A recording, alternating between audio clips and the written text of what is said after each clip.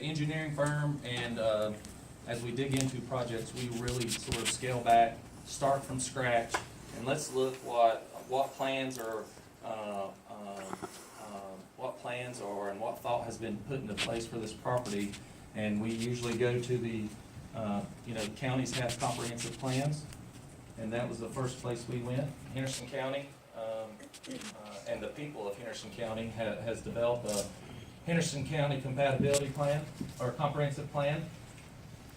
It basically suggests where and how development grows.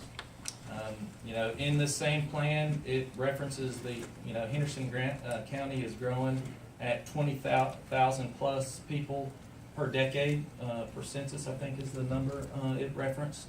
So I think everybody's aware of the demand and the people that are both moving from to here, but are that are just actually growing from here. And so in the county's own plan, it sort of develops development strategies. And one of its growth management strategy, as you see on this slide, is to focus development in the urban service area. These are areas where water and sewer are provided, areas of unprotected or outside of protected ridge lines. These are areas with a few sensitive natural draining areas. And so this is the guidance we sort of look at, is what plans has the county, what does the county people want to happen here? And we are located in an urban service area. The next sort of check mark in the comp plan was we usually look at the natural sensitive areas. These are your river corridors, your floodplains, your wetlands. It also has historic and heritage inventory sites. So none of these exist on the Taproot Farms. We do have some streams, and we do have some floodplains, all of which we take into account as we begin just trying to figure out what does fit on this property. And then our next analysis, being very experienced in Western North Carolina, is terrain. That's usually what sets most projects apart, or in Western North Carolina, you have a variety of terrain.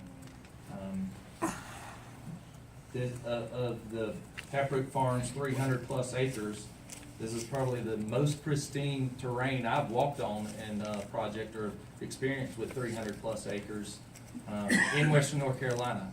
As you do not find much property. This is what is called a slope map. Basically, green, dark green is less than 10% slope. The next green is less than 20%. Yellow is 30%, and the red is above 30, going to 40%. As I think, if you're familiar with the property at all, it is open pasture land that is flat. Again, we've been developing properties for 15 plus years. There's not many properties like this. This is exactly what we're looking for when we're looking at where to place and how to manipulate grades, how to maintain safe areas or the native areas, the streams, the creeks. And so it's great property, and it is hard to find great property. Yeah, This is basically a little aerial that after we sort of check the boxes of development is encouraged, high density development is encouraged by the comp plan. We start truly focusing on the property and its attributes. I don't know if this is there a laser pointer? Is that red? Maybe. Almost up here. So here now you can actually see the full 300 acres, sort of this area. These are the streams. Those are the streams and drainage paths. So those are the areas we focus on and make sure we minimize any disturbance to those. At the end of the day, we not only do we have to design you know, the layouts of roads and water and sewer and infrastructure, but we also have to mitigate stormwater.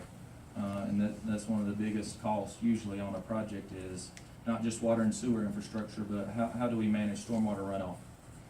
And all those we take into account as we're developing site plans and master plans from. And so as I flip to this next slide, we've mapped out a lot of different variations. We have, you know, the other things we look at as we get to a property is what our neighbors look like, what are the adjacent land uses.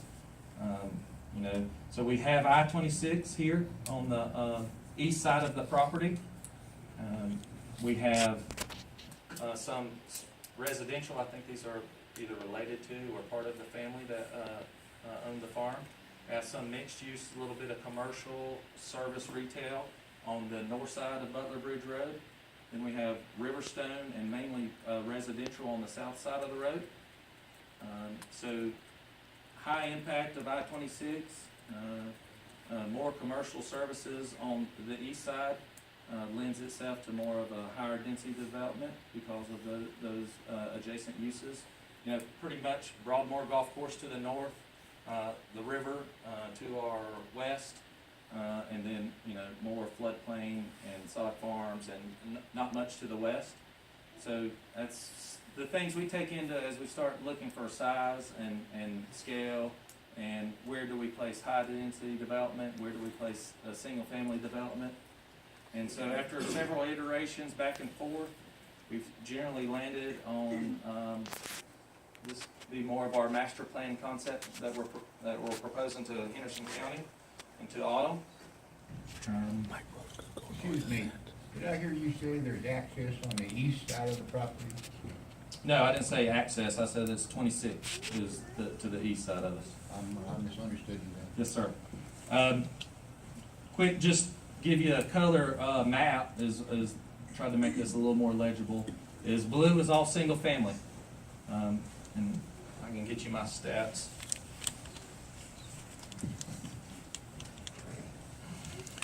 My road could go north of that.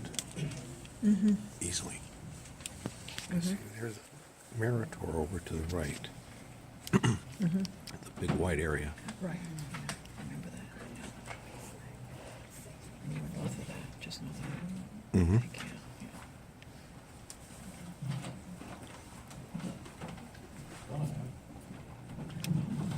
Keep the project alive. So blue is all single family lots. Very similar to Riverstone across the street, single family product. You know, we're at 545 single family total lots in this scenario. Orange is a townhome type product. We have right now plus or minus 361 townhomes, and the sort of the magenta and purple is apartment style housing, and we have 312 multifamily units associated with that. So plus or minus 1,218 total project units on 300 acres. Averages out to be right at 4 units per acre. So we're pretty low density when you look at the size of the property. That actually, you know, and looking at what we've done is left a lot of common space, all these open areas, treatment for stormwater, green space, floodplain that we do not touch, our natural areas, these streams, as you can see, they're being remained open and protected. So we take a lot of this stuff into consideration as we develop multiple versions of this. So 1,200 units, though, this is a master plan we're seeking vesting that we foresee a 8 to 12 year build out process. So this, you know, we don't build 1,200 units in 2 years. This is a long drawn out process of a build out process. And I think on the master plan we proposed to Autumn is we had over 10 sub phases. Likelihood of sometimes the site work falls in one phase, but then the vertical construction would happen in multiple phases.